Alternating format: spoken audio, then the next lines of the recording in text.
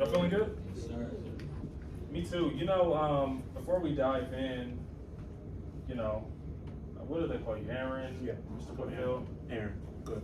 I mean, Aaron, as he just mentioned, we have met years ago, and, he thanked me for being here and pouring into some of the young men last year. Yeah, last February, actually. So here we are again, but, I want to thank him because it took him believing in me, right? Because initially I didn't really know if I was worthy enough of doing something like this. And so I just appreciate him. So do me a favor, clap it up for him and the work that he really cares about you all. He really loves you all. This is not just a job for him. It's not just a job. It's deeper than that. So when you have someone like him who's trying to help y'all, please listen. Y'all got that? So, man, we're going to dive into some good stuff today. I'm going to ask questions. I'm going to ask you guys to be engaged. And it may get heavy in here, right? In my sessions, I close the door for a reason because, I like to talk. I like to engage. I like to go there. I want to hit those spots, those conversations that maybe we're scared to touch or that are a bit uncomfortable because that's the only way that we can truly be free. That's the only way that we can truly grow. You understand that? Y'all got it? All right, repeat after me. I will be different by the time the presentation is over. I will have a better understanding of defining moments in my life. All right. What we're going to do, obviously you see this, it says defining moments. What chapter are you in for the African American Male Leadership Institute? What I want to do very quickly is give you guys some background on me, so you guys know who I am. Yeah, my guy Raj in the back, he actually took these pictures. Which one y'all like better? If y'all had to pick, which one would y'all use? The one on the right? Yeah, that's the one that's on the website. They're both fired though. Matter of fact, y'all need to connect with him too. But so I'm a Columbus City School graduate. Raise your hand if you're from Columbus. If you're from Columbus. You're the only one who, from Columbus Public School or Columbus City? Just like around Columbus. Okay. Yeah. The rest of you are from? I'm from Cleveland. Cincinnati. Springfield. Cleveland. Lyria. Youngstown. Oh, wow. Okay. So this should be interesting. Okay, so we only have one actual Columbus, Columbus resident, whatever you want to say. You grew up in Columbus. So I am born and raised Columbus City Schools, Columbus Public Schools. I went to Douglas Elementary, Arts Impact Middle School, Northland High School my first 2 years. Then I went to Eastmore Academy my last 2 years. I went on to Capital University where I played some basketball, transferred to Columbus State Community College for a semester. Then I went down south to North Carolina A&T State University. That's my educational background. I didn't finish school, however. I didn't finish school, and we're going to get into some of those things, but I didn't finish school. But throughout those years, from when I graduated high school up until now, it has been straight purpose, it's been calling, it's been growth, it's been uncomfortable moments, it's been pain, it's been agony, it's been success, it's been failure, it's been heartache, it's been all of those things, and we're going to dive into those things. 2014, my life changed. I began doing some of the work that I'm doing now, working in the community, workshops, public speaking, all of those different things, young guy. And since then, I've just grown, and that's what I do. To kind of sum it up. Y'all still with me? Okay. So the title of our presentation is what? What is it? What chapter are you in? Before that, what was defining moments. Defining moments. When I was putting together this presentation and trying to figure out, okay, what in the world am I going to talk to them about? What in the world am I going to pour into? I call y'all young people. I'm 27, but y'all young. How old are y'all? Oh gosh, y'all babies. Jesus Christ, y'all make me feel old. So I'm thinking, what am I going to pour into you guys? What are we going to talk about? What are we going to discuss? And I was just like, defining moments in your life. Defining moments that define you, but also understanding that you have the power to define moments in your life. we're gonna break that thing down very, very, very intricately in a micro manner. I'm gonna give you guys a lot of content. I want you guys to take it in, digest it. And so what you're seeing right now is a logo, correct? Does this look like a logo? Yeah. Right? Eastmore Academy 2014.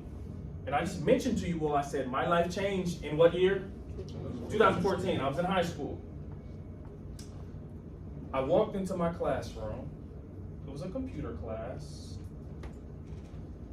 I walked in, I'm flirting with girls, and I'm being stupid and being goofy. My grades were on point, but I was extremely goofy. I talked a lot. I walked into the classroom, and my teacher was sitting at her desk. She said, "Nate, I need you to come here." I walk over. I said, "Yes, ma'am." She says, "Nate, you do understand you have a presence about you." He just said presence when he mentioned me 8-10 years ago. She said, "You do understand you have a presence about you. When you walk into a room, you can demand attention. There's something about you when you're in front of the room." Now let me tell you this, at the time, I had a basketball tattooed on my arm, my initials, the NBA logo, and it said Spalding. Where do y'all think I was going? NBA. To the NBA. I'm looking at her like, you sound crazy. But watch this. She saw something in me that I didn't see in myself. She put me into the running to do the senior breakfast speech. 2014.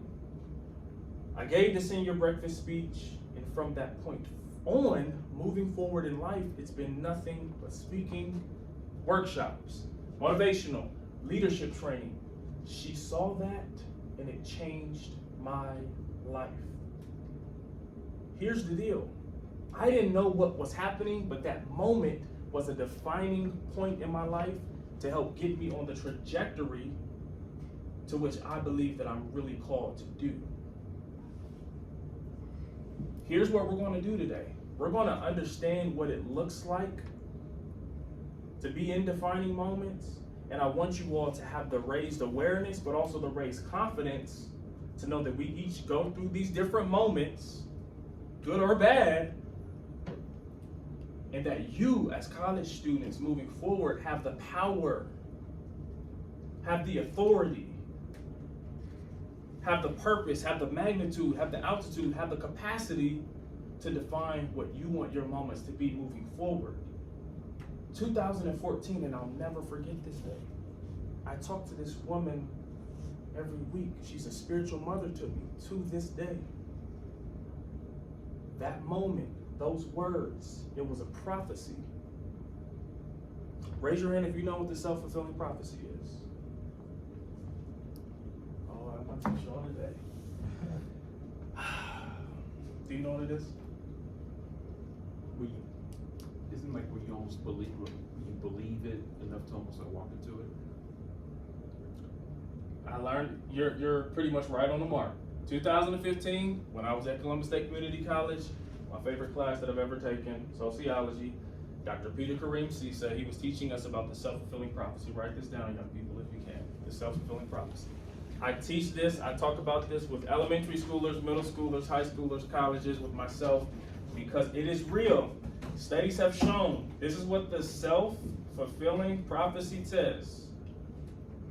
If I tell you something so much, if I tell you by the time you get into the 11th grade in college, you're going to be a dropout, you'll be working at McDonald's, and you'll be arrested. I tell you those three things. You're going to drop out, work at McDonald's, you'll be arrested. I tell you it so much.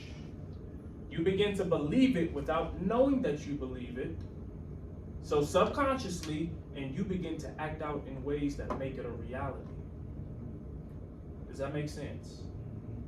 I tell you something so much, and normally when you hear the self-fulfilling prophecy or when you look it up online, it's in a negative way, it's used in a negative context. I tell you this so much, you begin to believe it without knowing, and your actions make it a reality. And I teach on this quite a bit because what happens with a lot of the young people that I work with, I see that they're living definitions that other people have put on them. Mama, auntie, uncle, cousin church, community have told them this is who you're supposed to be, and they're living that, be it good or bad. Here's the thing. My job is to raise your awareness so you know what those definitions are that they're putting on you, so that you can either begin to get them off of you and define who it is that you believe you're called to be, or continue on in whatever that definition is. And so, why did I just define the self-fulfilling prophecy? Why did I bring that up? 2 reasons. Because it played out in my life in a positive manner. I didn't know that that defining moment that happened in 2014, I didn't know what she was doing.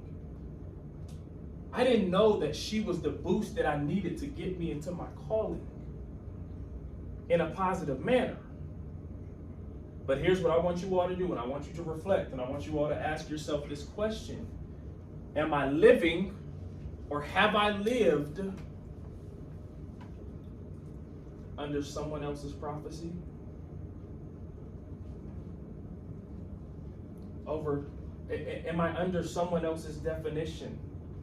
Has someone told me I'm not good enough? Has someone told me you're going to struggle here? Has someone told me, are you living under, and it can be good or bad.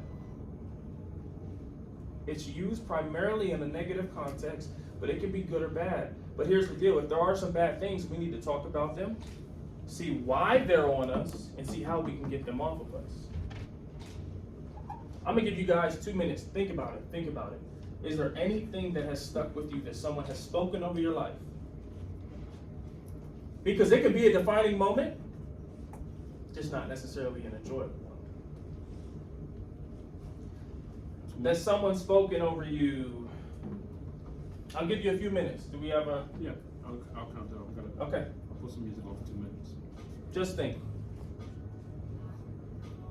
It can be both positive and negative. Remember, we're talking about defining moments. Defining moments. Defining moments.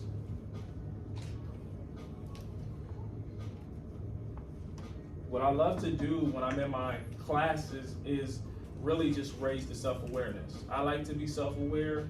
I like to do self-analysis with the group, because I believe if you study yourself and learn yourself, that'll help you with everything else. You know how many people I work with who don't know who they are? That's why my programs always start with identity. Identity is always the first thing. Identity. 2 minutes.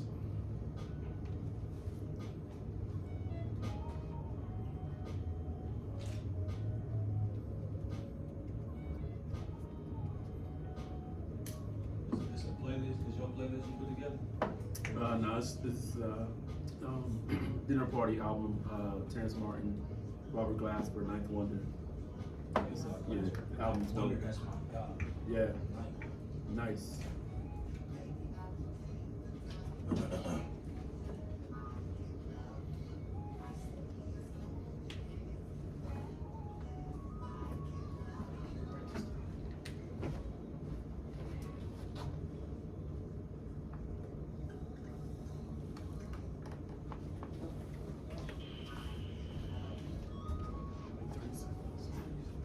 Seconds. 30 seconds. It's so funny because when I walked in here, I don't know if it was fate, I don't know if it was God, but I felt like some of the conversation that was already being had was really kind of tailored towards what we're going to be diving into. I believe it was Brianna, is it Will? Yeah. Will, Aaron, I just heard y'all talking about family and different type of things like that. You know, when we're talking about the self-fulfilling prophecy, here's the thing, y'all. And it hurts because sometimes it comes from the people who are closest to us. If it is negative, it doesn't mean that they're doing it on purpose. But the fact that it was done means that we have to address it and talk about it. I work with a lot of inner city kids who get told you're gonna be just like your daddy. You act just like your daddy. I wish you weren't here. Do you know what that does to a child when you tell them that? And so the very thing that you hate, you're creating with your words. Okay, y'all don't hear me. I'm like, the very thing that you hate, you're creating. So Talk to me. Are there any defining moments that you can think about where words have been spoken over you, a situation may have occurred that you believe was really defining in your life? Give me some good, give me some bad if you have it. Ben? Mine was actually kind of similar to yours. My principal in 10th grade asked me to speak for our Black History Month event. And I was like so nervous about it, but then I found out like public speaking is like really like a gift of mine. Clap it up for Brother Ben for sharing that. Thank you, sir. Anybody else? Anybody else?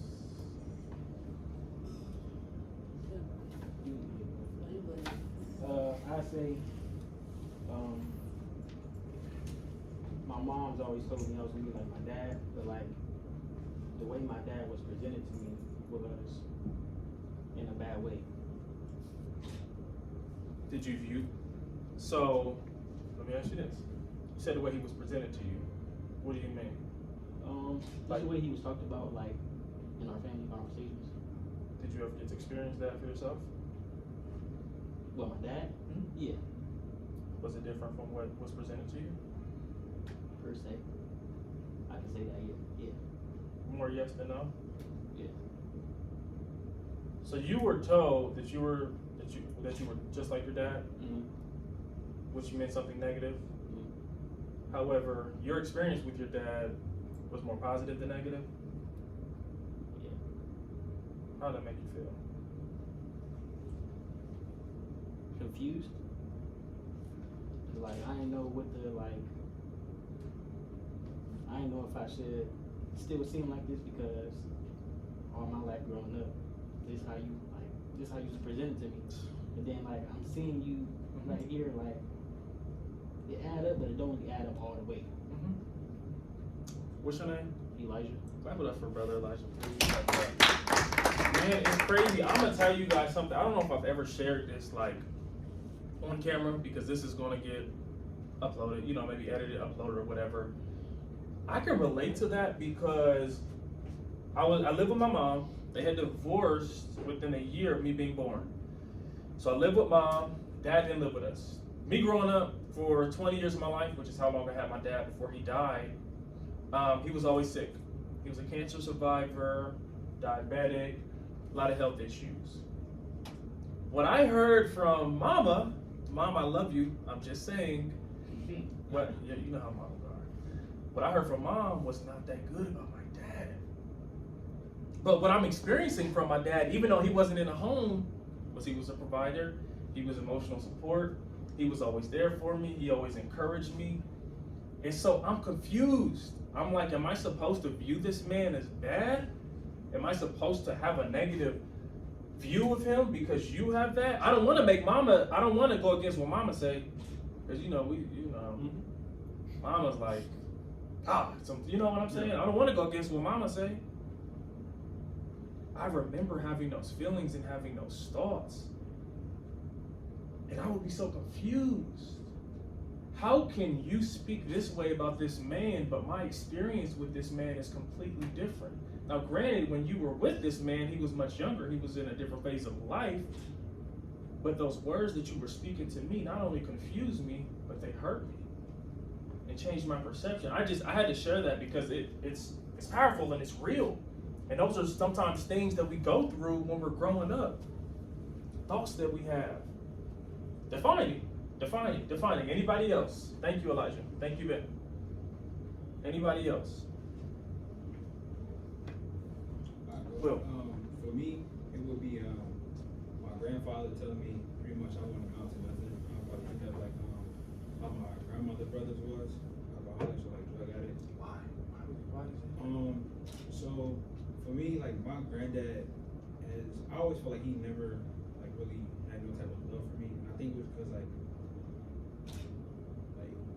the hate my mom gave towards him, because he was never really a great father figure. And when he seen how my mom was raising me and how like I was on the right path, he just kind of wanted to like hurt her. So like the only way he would hurt her is to hurt me. So like that's pretty much how it was. And I always felt like that pretty much stuck with me for the rest of my life. That's why like I push myself to go harder every day, because it's like I'm trying to prove that wrong. I'm not trying to live up to that. Mhm. So like that's just how. I respect it. I appreciate you. Clap it up for Will. And sometimes when we get these things spoken to us or spoken over us, it can do one or two things. Like either you believe it and begin to live it, or you use it as like fuel, or you want to do the opposite of it. I feel like the latter, largely probably doesn't happen. As far as us looking at it and saying, okay, this is, I'm gonna use it as fuel, use it as motivation. Unfortunately, what I've seen a lot is it was, believed and people fall into it. So thank you for sharing that. My guys who just spoke, stand up for me real quick. Everyone who just spoke, stand up. I'm not gonna get scared, stand up. Just clap it up for my guys who spoke again. Clap it up for them. Because it takes a lot in a setting like this to express those personal things. So I always appreciate that. Take a seat for me. So what was my first defining moment? If you remember, it was what? The teacher, high school. Absolutely. Yeah, great. Yeah. Defining moments. We're looking at 2014 right now. We're going to transition. Oh Lord, you can't really see this that well. We're going to transition. This is actually my church right now. To 2016, gentlemen. And gentle lady. 2016. I was down south. I was at North Carolina A&T State University.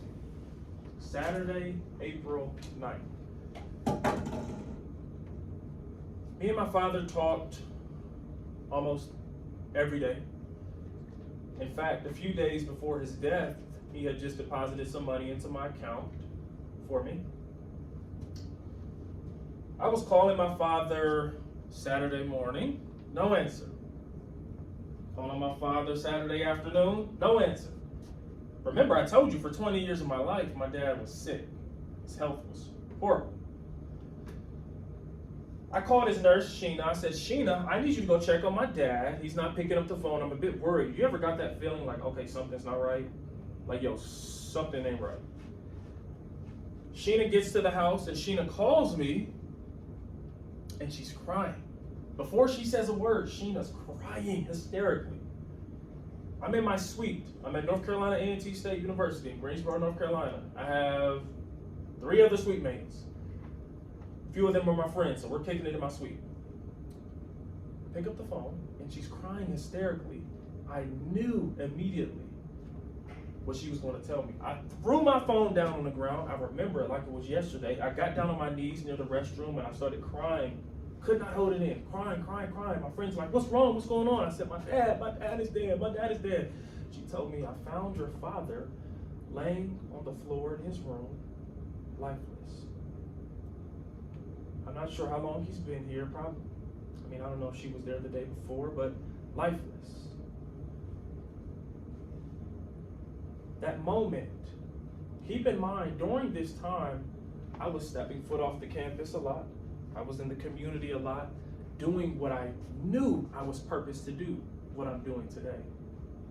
My focus, and I'm gonna be real with y'all, was not really being in the classroom and getting my schoolwork done. My focus was, Nate, get in the community, help these schools, pour into these people, speak, work with this group, do this, give them all that you have.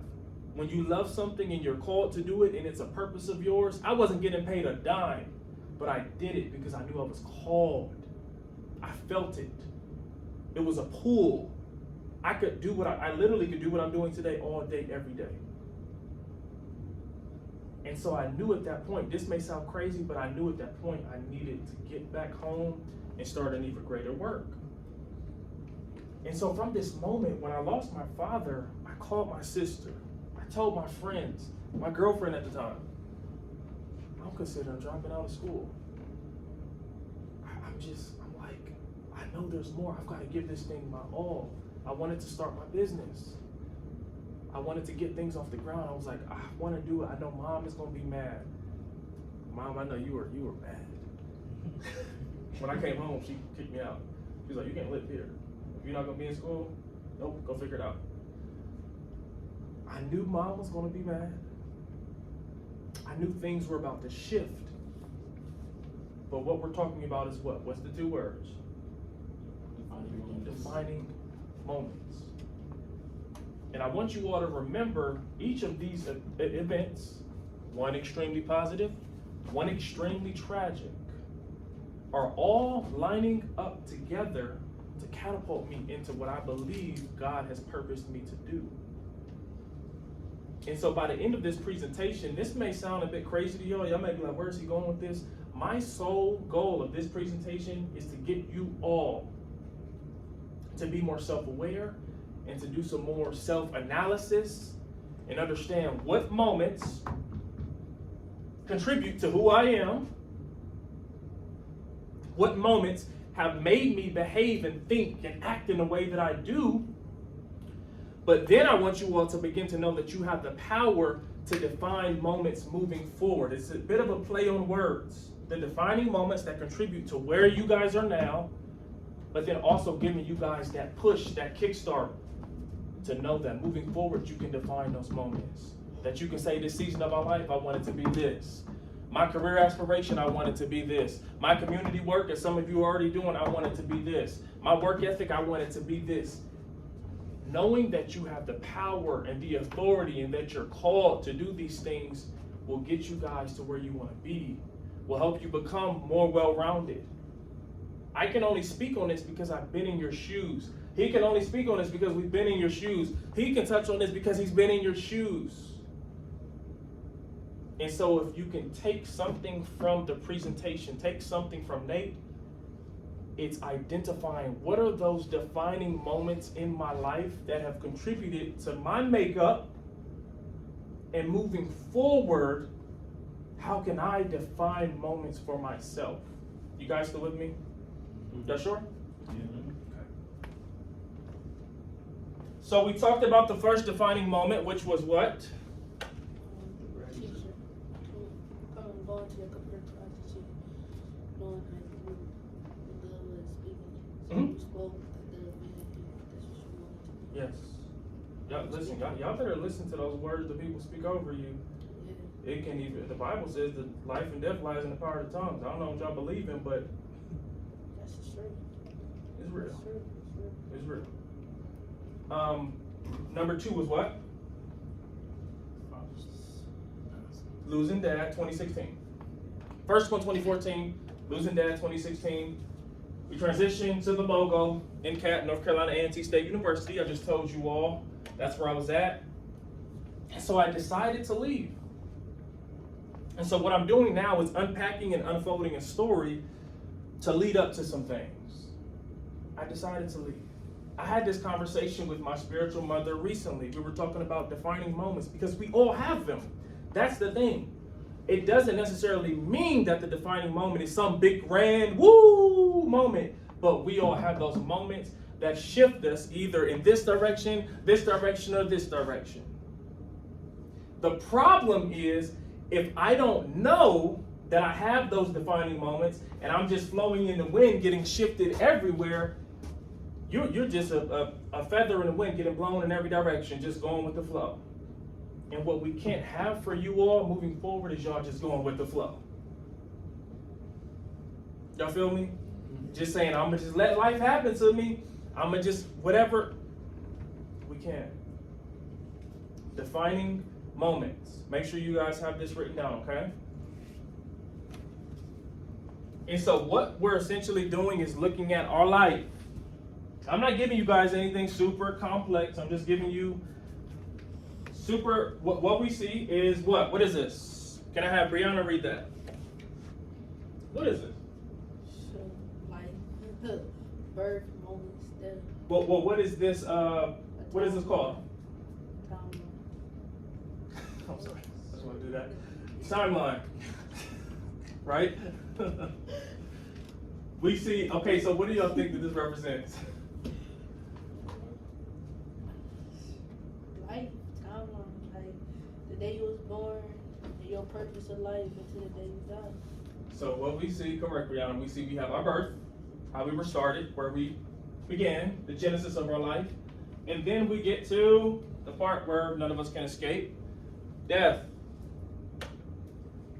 And what I want to show you all, and we see the little ticks in between, the moments, is that we all are going to have these defining moments, even moving forward, that shift us and make us and encourage us and traumatize us and hurt us.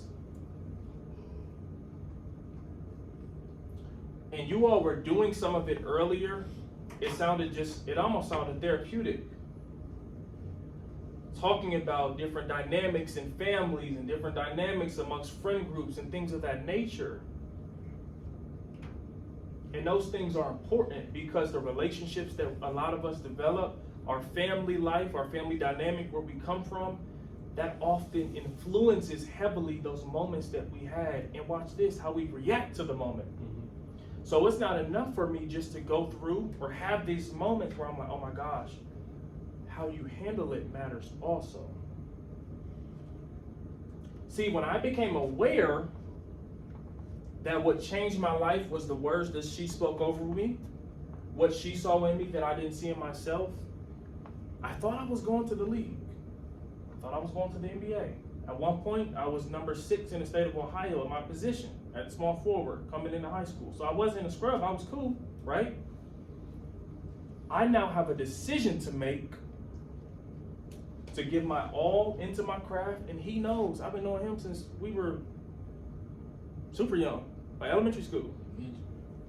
And we were just talking about this in a car. You have a decision to make. Not just to put my toe in and say, you know what, I'm gonna try this thing out. I'm gonna jump in.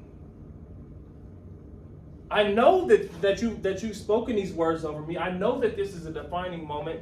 Now looking back at it, what am I going to do about it? It could come from a relationship. It can come from something your mother, your father, your friend, someone at school. It can come from a car accident. We all have these moments that shift us, that affect us. What are those moments? How impactful has it been to you leading up to your college career? And then moving forward, what are we going to do about it? We all just ran by each other, different community events, different things that we want to do, how we want to change the culture and do all this other stuff. But are we going to be consistent? Are we really going to have action behind it? Because we're good at dapping each other up and saying, you know what, bro, what's your number, man? I'm going to call you later. How many times y'all done did that? Ran into somebody at a cafe or something. You're like, bro, we got to link. We got to talk. I got some good ideas. And then I do it all the time. And then nothing ever. So what are we going to do different? And I say we because I'm with y'all too. I tell people this all the time. I don't ever want people to think that because I'm the speaker or the facilitator or the leader that I have it all figured out or that I'm perfect. I'm in this thing with y'all. This is ministry for me. So I'm ministering to y'all, but I'm also giving it to myself. Y'all feel what I'm saying? So what are we going to do moving forward to define some things together, to have some defining moments together, to get our schoolwork done, to focus on the community, whatever the case is, what are we going to do? Because we can talk about things all day, but until we start planning, writing things down, ain't nothing going to change. Y'all with me still? Stand up real quick.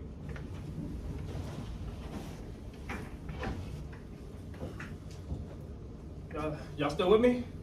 I know I'm talking a lot. Put your right arm up, left arm up, right arm out, left out, both down. Spin around a few times, just spin around, spin around, spin around. When you're done, I want you to shrug, shoulders up, just shrug your shoulders up, shrug them up, roll them forward, roll them back, roll them back, roll them. Y'all good? Shake it out a little bit. Shake it out, shake it out, shake it out. You good?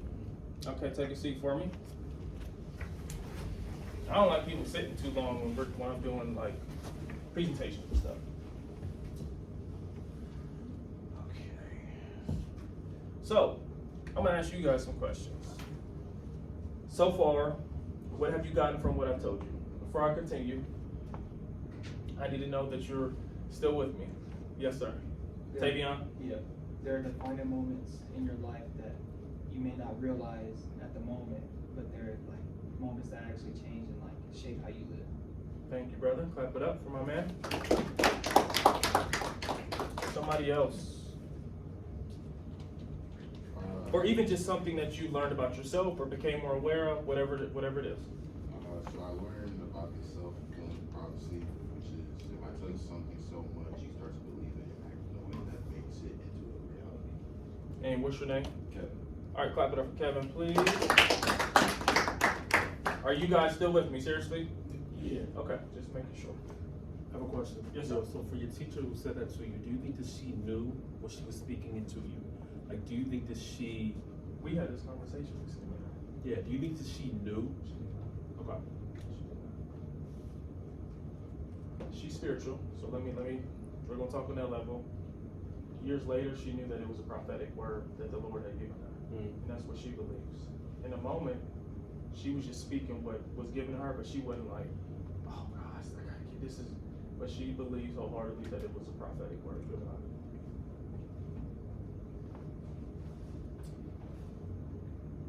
Gosh, with all these slides, I try to do them like in order, but I've been talking about all this stuff. Self-fulfilling. Oh wow, I still have a lot more to go.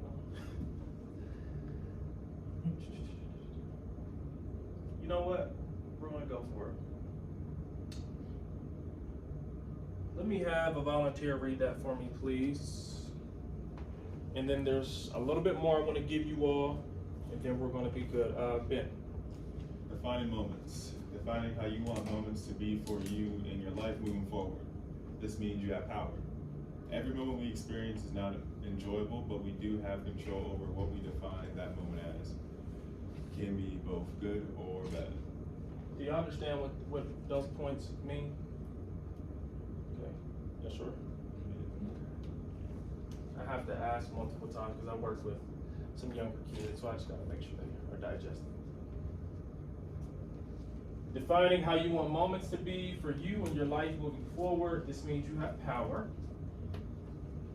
Just because you're present doesn't mean you know that you have power. And when we say power, not an abusive power, a manipulative power, but a power to know that you do have authority. The power to know that you can set goals and achieve them. There is nothing, y'all may think I sound crazy, there is nothing that I think that I can't do. If I put my mind to it, I can make it a reality. Do you all believe that for yourselves? That's a high level of belief. You have to work your way up to that. But I know what God made me. I know what He's given me. But if He's given that to me, He's also given me a responsibility. He's not going to do it for us, right? I told a group recently, I said, you have the talent, you have the abilities, God gave it to you. You were gifted all of these things. The question is not can you, the question is will you? Will you use them? Will you be different? Will you make a difference? How do you all feel about your ability to have, or the fact that you have power, the fact that you can make things happen, the fact that you can achieve at high levels? And be real with me. Ben? Confident. Confident in you? You feel like I can get it done? What helped develop that confidence? A lot of things I think. People I surrounded myself with. God. And recognizing my purpose. Okay. Thank you, brother. Clap it up for my man. Taya, I say I'm pretty ambitious. you say you're ambitious? Yeah. How did you do?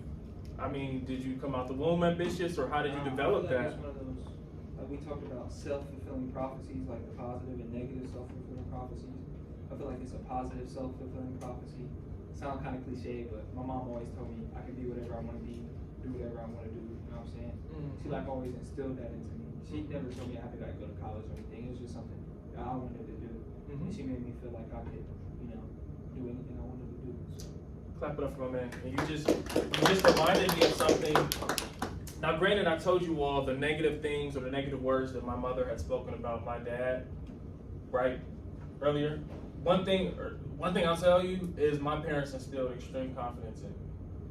My dad always thought that I could be the best at whatever I wanted, and my mom pushed me So she was the one who pushed me, who was like, no, you're not going to sleep until you do this homework to the best of your ability. Like, you need to get on it. And dad was always in my corner feeding those positive things. Oh, you can be the best basketball player. You can do this, right? And so those things do matter. When we're talking about family dynamics, what we've heard growing up, they do matter. They do make a difference. I'm going to play a few movie clips for you. And I'm hoping that they play pretty smoothly. What movie is this? Pursuit of Happiness. Lord, I can't see it. How do you see that? How do you see that? That's amazing. I posted this on my social media because how can I word this without sounding like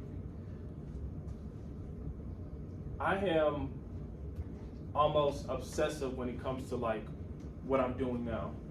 When it comes to speaking, when it comes to workshops, when it comes to partnering with different organizations and schools. And so this movie kind of motivates me. One thing I love about this movie in particular, one, my favorite quote is in the movie, but two, is there are many defining moments in this movie. And I literally just watched it last night. There are many defining moments in this movie where Will Smith could have said, screw this, F you, I'm done with you, I give up, whatever, but it all leads to what he got at the end of the movie. Y'all seen this, right? Yeah. Let me play clip number one. Hope my laptop doesn't die. Uh-oh. How do you connect that audio to Let's see. You got the remote for the remote for this? yeah, for absolutely. Oh, for that, I was in there. I should probably put this over here. There you go.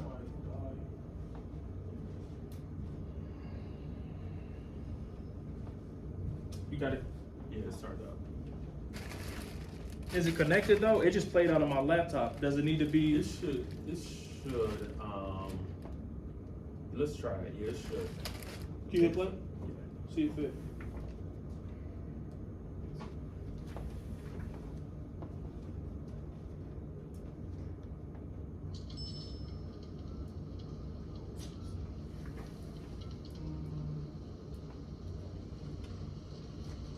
And if it's gonna be too much, then we're not gonna let that.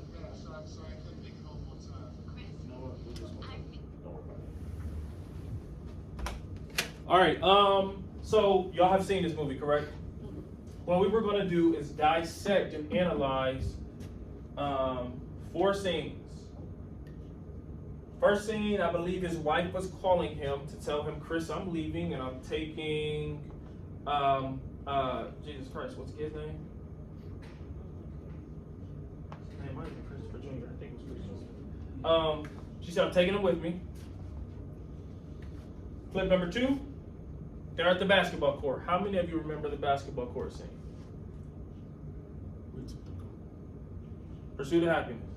Like vaguely, he's there with this kid, right? Uh-huh. Yeah, that's about it. I thought he was gonna give you some. Did you take the machine at the basketball court? Or what? I think you might have had the machine at the basketball court. He picked it up at the end. Dang, so y'all really don't remember it like that in depth? Did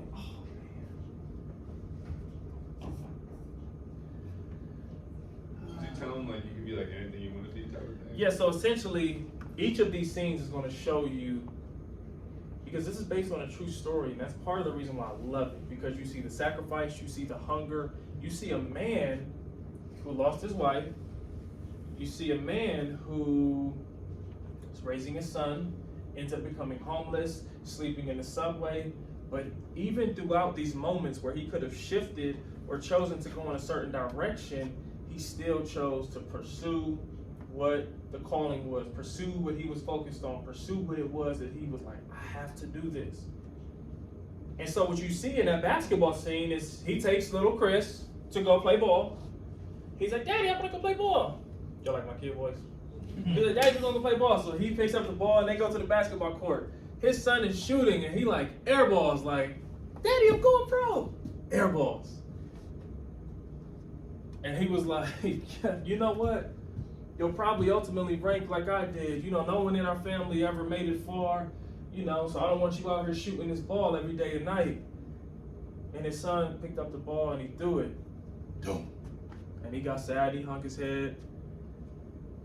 And then the emotional music came on, you know, like da-na-na-na-na, da-na-na-na-na.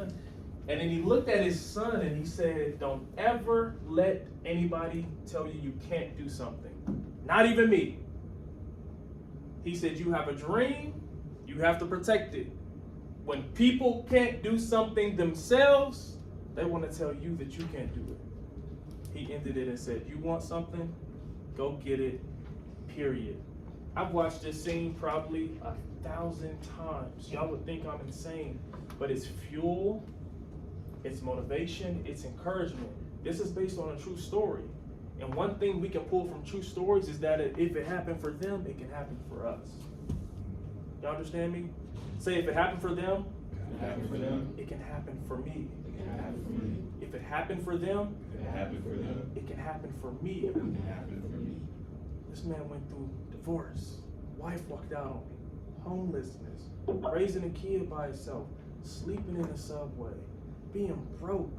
Begging a guy for $14 that owed him money. Can we pull it up on here? Is it connected? Mine, so it may play the audio. If not, it's no issue. Yeah. I don't know, you know, you'll probably be about as good as I was.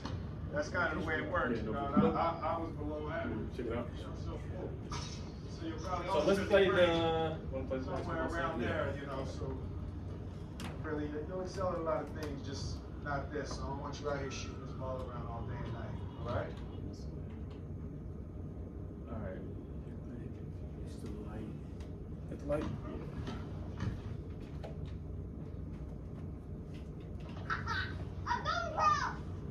Oh, Man, okay. I thought he airballed. Yeah.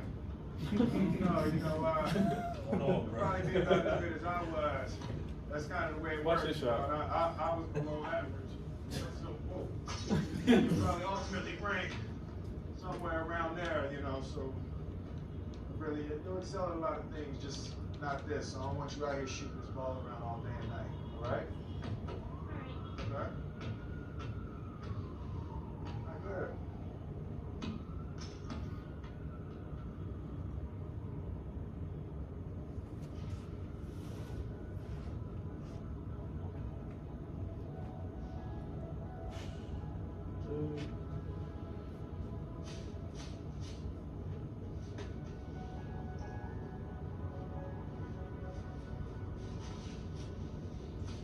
Hey. Don't ever let somebody tell you you can't do something. Not even me. Alright? You got a dream, you gotta protect it. People can't do something themselves, they wanna tell you you can't do it.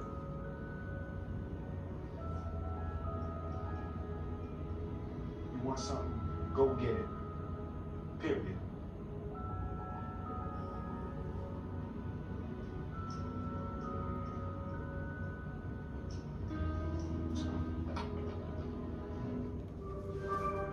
There is so much to unpack in this scene.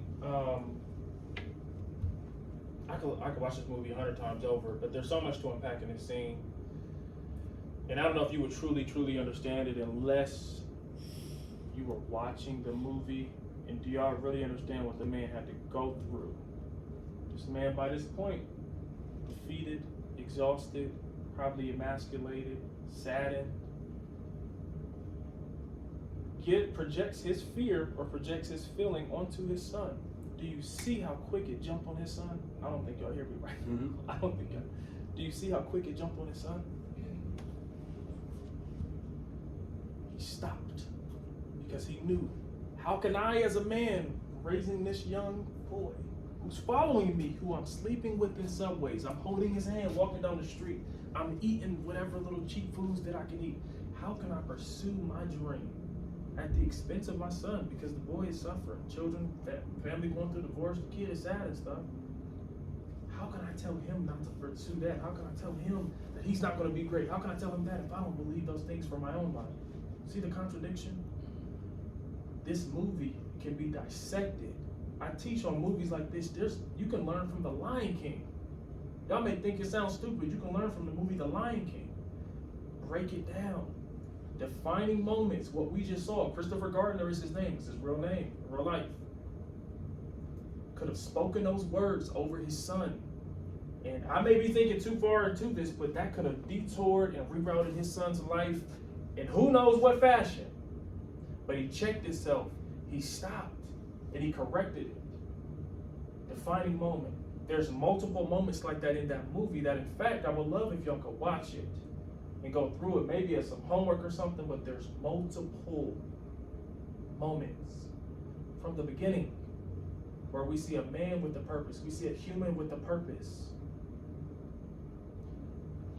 And my hope, my prayer, my belief, my expectation is that you all in here, Raja, Aaron, everyone included, really understands what it looks like to identify those moments that we've been through, that we are currently experiencing. Process, think about it. And then have the power and belief for ourselves moving forward that we can have defining moments in a good fashion, in a good way, in community, in workshops, in whatever the case is. Does that make sense? Y'all sure? Yeah. Y'all look a little sleepy. Y'all still with me? Okay, clap it up for yourselves, please. Clap it up for yourselves. How do you extract from the bad? Like extracting from the good is somewhat, it's a little bit easier. Mm-hmm. But how do you extract from, because some of the ties of what we talked about last week, how do you extract from the negative moments of the life? What are some of the, your keys you have to extract from those moments? Someone mentioned it earlier. I think it was Ben. I think what helps is having the people around you. One thing that's helped sharpen me and helped me face the most painful, uncomfortable moments and things that I went through is the people around me who are not just going to let Nate coast by and avoid certain experiences, whether they're traumatic, whether it's a breakup, whether it's ups and downs in my marriage with my wife, whether it's ministry, whether it's business. That's why it is crucial.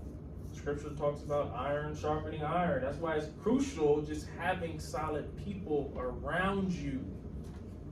As you do now, I don't know how close y'all are outside of here, who hold you accountable. Accountability is key. And just maturing and going through life, because here's the deal. I have failed and been through a lot of pain. A lot of people don't know this, but I failed at a lot of things that I thought were going to work out, whether it's a job or relationship. Someone thought I was a failure for dropping out of school to go pursue my business. Everybody's telling me, man, you got to finish your degree. You got to go get your degree. Go get your degree, man. Go get your degree. It wears on you. But having those people around me and then just knowing straight up, like, I'm not going to be able to grow if I don't get at these bad moments.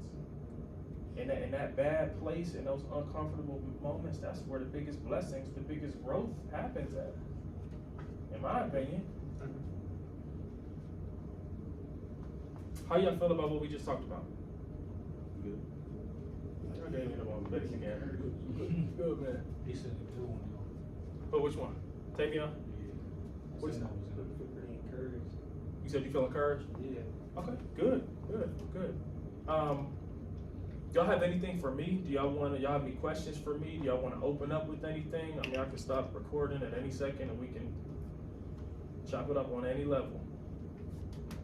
What was you going to school for? I mean, that's not a... Capital was exercise science. My my mom wanted me to be a doctor. So she was like, you can make a lot of money.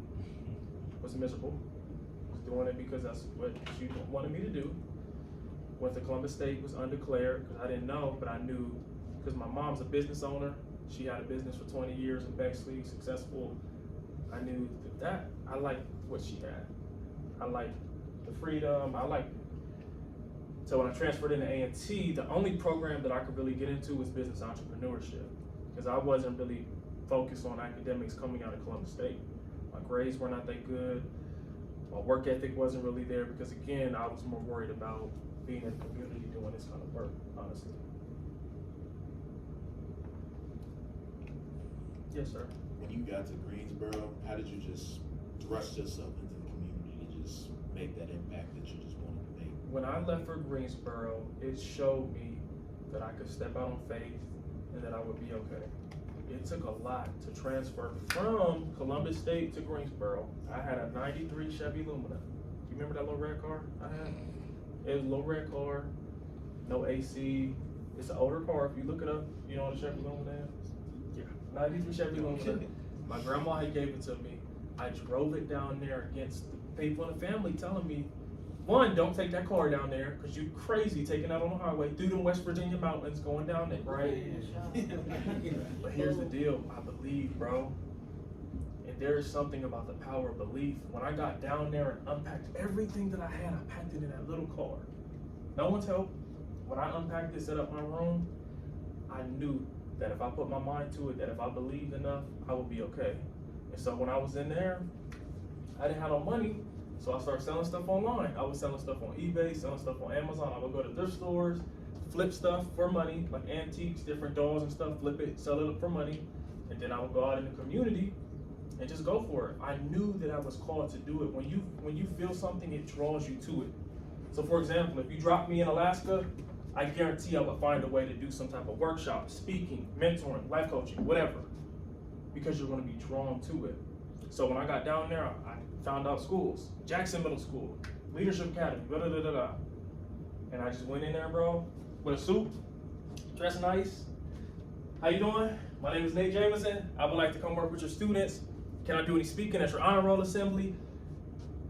And when people see you believe in yourself, they begin to believe in you. Just write that down, please. When people see how much you believe, they will begin to believe.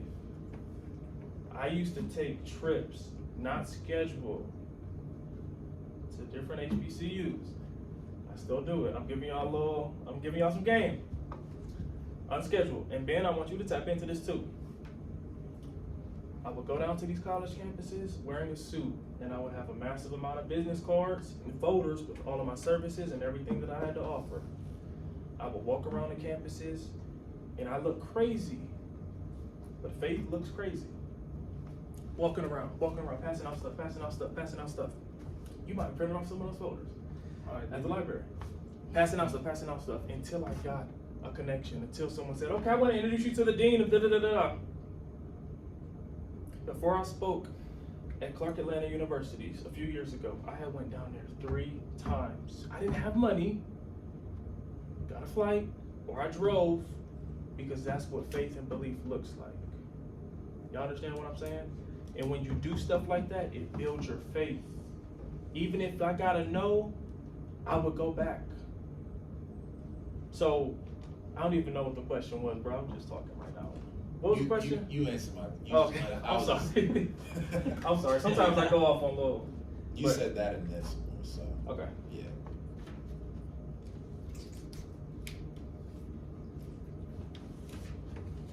I have a question. Yes, Bree. So earlier we was talking about like you asked us if we live in